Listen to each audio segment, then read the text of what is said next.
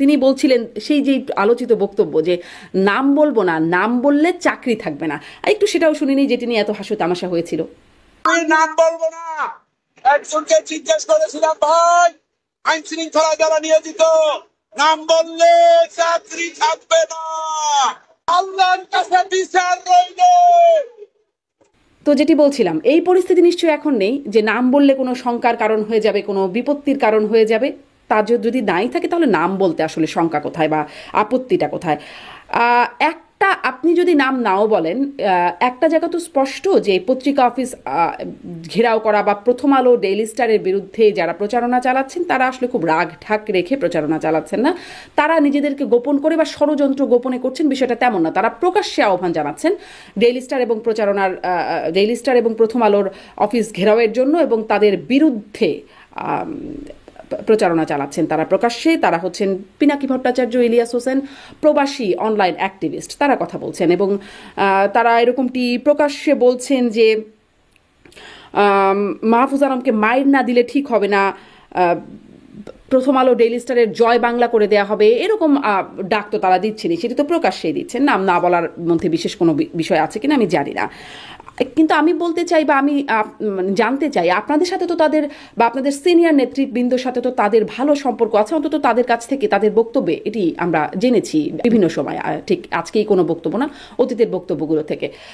তাহলে কেন আলোচনার মাধ্যমে এই জায়গাটিতে একটা পৌঁছানো যাচ্ছে না? শুধু আপনাদের কথাই বলছি না, যদি বলি সরকারের তথ্য উপদেষ্টা তিনি বলছেন পত্রিকা অফিসে ভাঙচুর, পত্রিকা বন্ধে কোনো চাপ সহ্য করা হবে না। আমি প্রশ্ন করতে চাই, কি করবেন? মানে তথ্য উপদেষ্টা নাহিদ ইসলাম তিনি এই পত্রিকা অফিস ঘেরাও বা পত্রিকা বন্ধের যে চাপ প্রয়োগ করে এটা তিনি সমালোচনা করছেন, নিন্দা জানাচ্ছেন এবং বলছেন এটি সহ্য করা হবে না। এই জন্যই প্রশ্ন করছি যে আপনারা আসলে কি করবেন? কারণ আপনারা যে আইন শৃঙ্খলা বাহিনীকে খুব শক্ত অবস্থানে নিচ্ছেন না বা আইন শৃঙ্খলা বাহিনীকে দিয়ে খুব শক্ত কোনো ভূমিকা রাখতে চান না, সেটি আমরা লক্ষ্য করেছি 3 কলেজের শিক্ষার্থীরা যখন সহিংস হয়ে উঠল, এবং সহিংসটা হঠাৎ করে একটা বিচ্ছিন্নভাবে ঘটে যাওয়া কোনো ঘটনা না, তারা হুঁশিয়ারি দিয়ে, বার্তা দিয়ে তাদের এই অবস্থান নিল।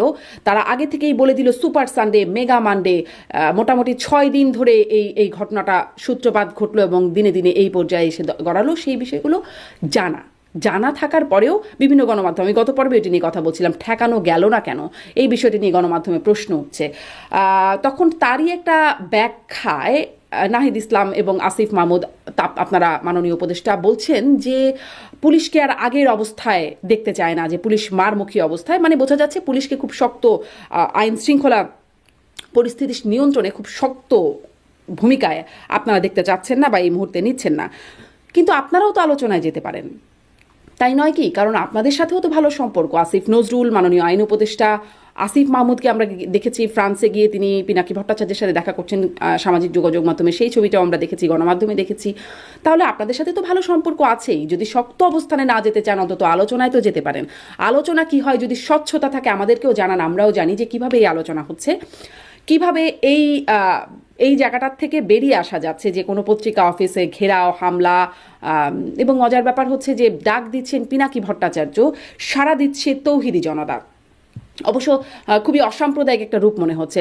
শুধুমাত্র তৌহিদি জনতাই যে সাড়া দিচ্ছে তা না, আমরা বিভিন্ন গণমাধ্যমে এটিও দেখছি যে ঢাকা বিশ্ববিদ্যালয় সহ বিভিন্ন ছাত্র জনতার বিভিন্ন অংশ তারা প্রথম আলো এবং ডেইলি স্টারের পত্রিকা পুড়িয়ে দিচ্ছেন, এরকম অবস্থা অবশ্য আমরা দেখছি। তো সেটাই আসলে প্রশ্ন যে আপনারা এই অবস্থা থেকে, এই অবস্থা যেন আরও ঘনীভূত না হয়, আরও যেন বিপত্তির দিকে না যায়, সেজন্য কি করছেন?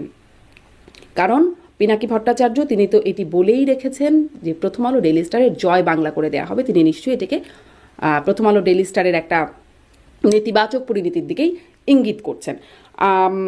নিজেদের মধ্যে আলোচনা বা কোনো